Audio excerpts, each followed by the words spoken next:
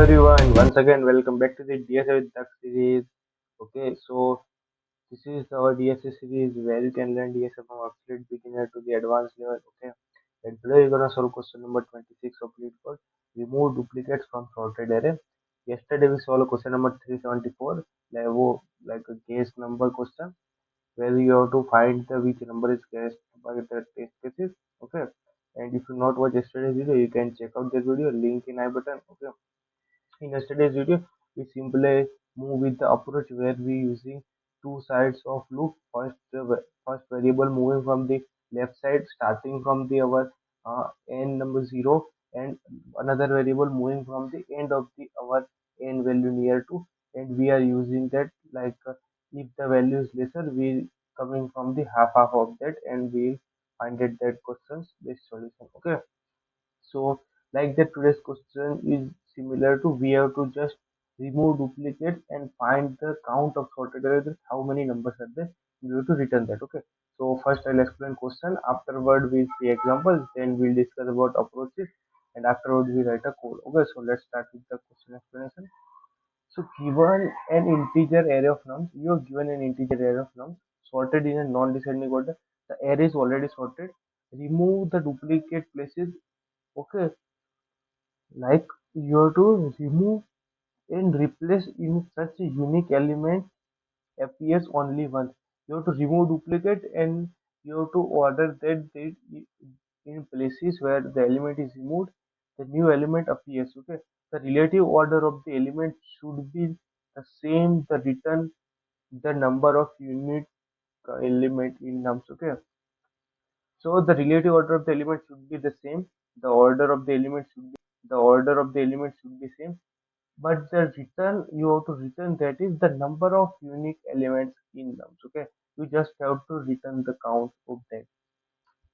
Consider the number of unique elements of nums to be k. To get accepted, you need to do the following changes. Okay, they given you one more changes. You have to do the following changes.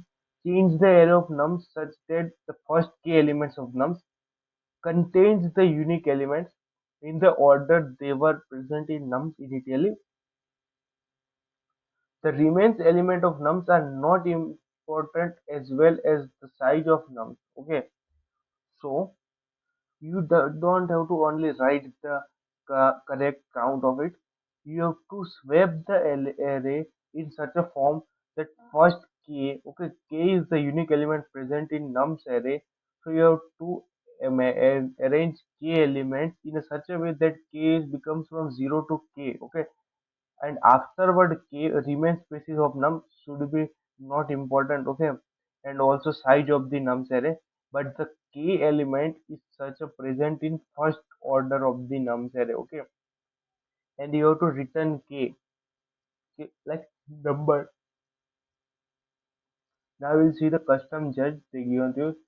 The judge will be test your solution like that. Okay, so basically they given you input nums equal to input array and expected array with the correct length, and the input k equal to remove duplicates num call your implementation like that. Okay, we'll directly see the example so you got better clear about that. So the example gives you the array of nums 1 1 2. Answer should be 1 and 2.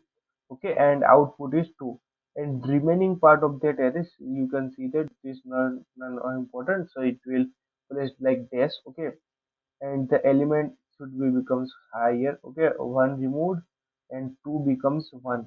Okay, so your like the explanation is also given. Okay, we see example 2. Okay, so this much bigger array they given you 0 1 2 3 4. So the after happening your task, the array becomes like each and every unique elements come forward to the nearest point of the array where unique numbers are starting, and the else thing is at the end of the array. Okay, now we'll see about the condition. So condition 1 is given this nums dot length is between 1 to 10 1 to 3 into 10 to the power 4, and the nums of I value is between minus 100 to plus 100, and nums is sorted in a non-descending order. Okay, so I hope you got clear about the question. Now we'll move to the approaches part. Okay, so for this question first approach we're gonna do is that like you can use set. Okay, so basically set should like whenever you create set is only in a sorted form, and it set removes the duplicate value. Okay, set only contains unique elements in a sorted way. Okay, so we create one set, store in set we store our nums array. Afterward we swap the value of our set to the nums. Okay, nums of I to becomes like they given you to create your array nums in such a way that k elements should be at the starting of the nums array. So we have to swap that also. Okay, and at the end we return our set's length. So this is the first approach. Second approach we gonna use is like we can use one for loop, and inside one we take an condition to check. Okay, so we'll start with the first approach. So where we create a new set. So first for set using we have to use like declaration is so const unique equal to new set. Okay, of nums. Now we have our new set of nums. Now whatever we have to do is just one for loop.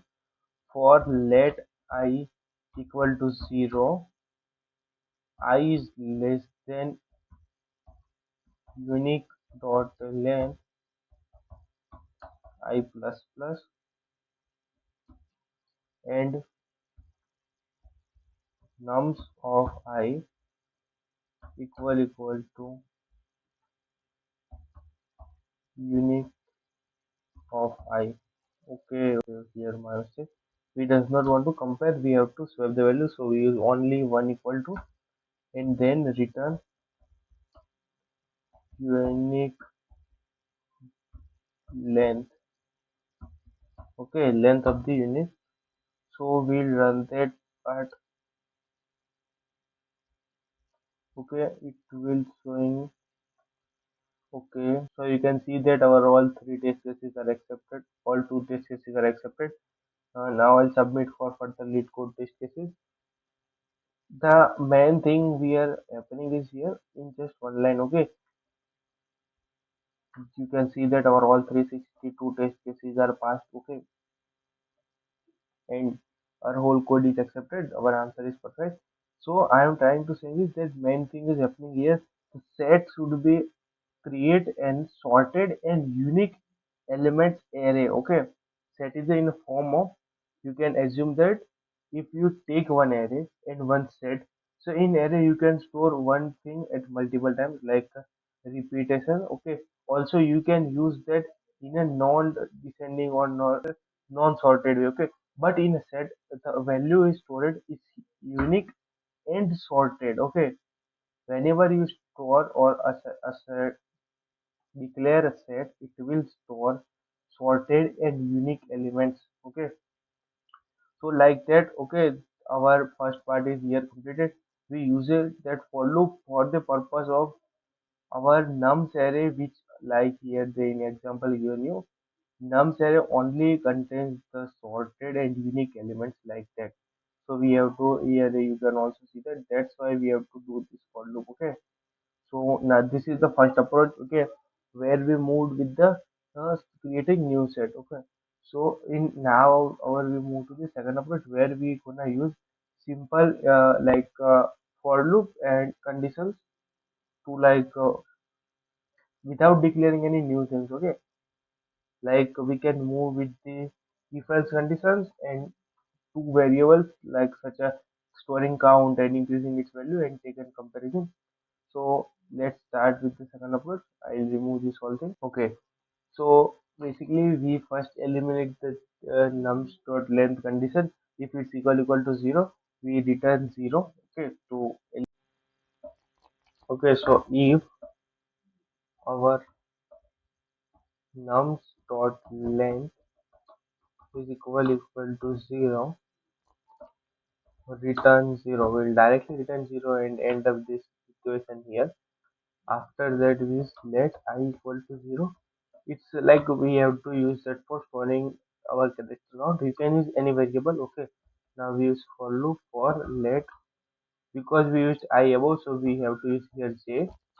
J is less than of nums dot length. Okay. J plus plus. Inside here, if our nums of j, okay, is not equal to nums of I, okay, if our nums of I is also the index, like current index of that, but I is index of unique numbers. Okay, if you see here 0, 0 is unique, so first we started with 0, so it will move to the this index. Okay, now it will see that I is where index is 0, but current j index is 1, so on one index here is 0 and I index is 0. Okay, so here it will see that okay, it's not equal but it's equal. It will skip this if and condition, and the remain unique index becomes 0. Now it will come with 1. Okay, 1 is not equal to 0, so it will now increase i's value. Why i's value increase? Because you got new unique value, so it will increase that value. But now we have to replace something. Okay, we have to create an array with the starting at of unique characters, so we have to replace that part. So here we use nums of I equal to nums of j. So current nums of j value is changed with the I index of our nums array, which pass, like now one value becomes here one index value. Okay, second index value becomes this, and afterward we are moving it in such order, so it will changing that indexes in starting, and at the end the I contains the our total unique elements. Okay, but one thing here we have to know that if I started from 0, so we have to add one thing, 1 plus 1, to know exactly how many is unique. So we use I plus 1. Okay, return I plus 1. So now I'll run this. Okay, so you can see that our answer is accepted. All two test cases are passed. Now I'll submit for further lead code test cases. So you can see that this is also accepted. Our 362 test cases are passed. Okay, 0 ms runtime. So this is our second approach. Okay, where we move it smartly. Okay, we try to use lesser conditions and lesser things. Okay, here we just taken one variable which stores count of unique variables, and we use that to create same arrays in the index is such a form which contains unique element in a first k elements. Okay, k is the number of unique elements present in the our array. Okay, I hope you got clear about these two approaches and the questions. Okay, and if you find any doubts you can ask me in comments. Okay, so now we move to the time and space complexity part of the code. Okay, so for time and space complexity, okay, so our this first approach times complexity is order when using one for loop to moving with the uh, like storing each and every unique elements in the our num array. Okay, so time complexity is order of n for first approach using entirely new set. Okay, so space complexity also becomes order of n because set is equal to the nums. We directly iterating the nums value inside our set. So the space complexity is order of n and time complexity is also order of n. We are iterating from first to the last of the our nums array. So for first approach, time and space complexity is order of n. For second approach, our space complexity is order of 1 using only one variable is I, and okay, the j variable is the inside of loop, so we couldn't count it. So the variable we use is 1, and another don't like array or object we just not using. So time complex space complexity is order of 1, and the time complexity here is order of n. We using one for loop from 0 to the last of the index of our nums array. So the time complexity is order of n and space complexity is order of 1. The second approach is optimized approach for this code. Okay, where we using none space, okay, and only one for loop, okay. You can try this question by using inbuilt functions and like that, okay. And if you find any new approach, you can try by that. So now we move to the tomorrow's question. So tomorrow we gonna solve question number 1700. Okay, check if array is sorted. Okay, so this is the question. Check if array is sorted and rotated. Given a nums and returned to you. Okay, given an array nums returned to you. If array was originally sorted in non-descending order, then rotated some number of position including zero. Otherwise, return false. Okay, you have to return true if the array was originally sorted in non-descending order, then rotated some numbers of position including zero. Otherwise, return false. Okay, firstly you given an array which is initially sorted and afterward it will like uh, what I'm saying rotated some number of position. So you have to return true. Otherwise, false. There are may be duplicate in the original array. Okay, so duplicates are possible in the original array. Not an array A rotated by X position result in an array B of the same length such that B, you can see that B of I is equal to A of I plus X modulus A dot length and it's of A. Okay, for every valid index of I. So you can put I value inside that and you can find that where the ith index value moved. Okay, so you can check that here are nums are given and it's saying it's true because each and every indexes are pushed. Okay, substitute in here and they got your answer whether it is correct or not. Okay, so like that you can have to try this question. We can see the conditions. The conditions are nums dot length is between 1 to 100 and the nums of I value contains is also between 1 to 100. Okay, so you have to try this question. After completing this question, you have to like post it on LinkedIn and Twitter, mention me. Okay, and if you don't solve this question, don't worry, you're gonna solve this question in tomorrow's video. You can check out that video. And if you're not started yet DSA with the series, you can check out the link in I button from day one where I'll explain each and everything about series. You can check out that video and watch each and every day wise video. One thing, you have to stay consistent to master DSA. Thanks for watching the video. Meet on tomorrow's video.